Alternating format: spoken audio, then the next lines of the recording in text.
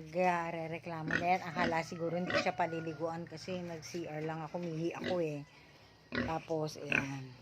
Kala niya hindi siya maliligo. Kapag ganitong oras, maliligo na yan. Ayan. Prepare ko lang yung kanyang paliguan.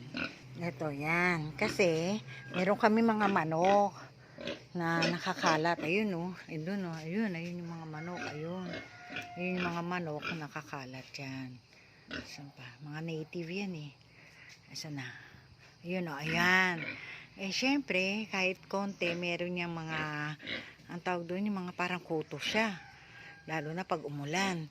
Kaya kailangan, lalagyan ko ng konting sabon, yung paliguan niya. Ito, yung Madre de Cacao na shampoo.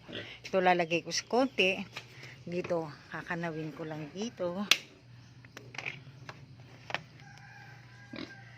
Kasi mula nung nilagyan ko yung ano niya, ganito, ng, yan, konti lang naman. Tapos, ito, may konting chlorine to. Konti lang yung chlorine yan. Ayun, nasa ilalim na nga, tumingin na. Lagyan ko lang konti. Yan. Aanihin ko yan. Tutunawin. Yan.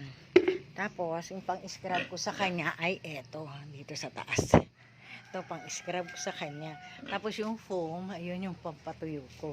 So, ito, pang-scrub ko sa balat niya. Yan, pinaliguan ko siya. Yan, at bubuksan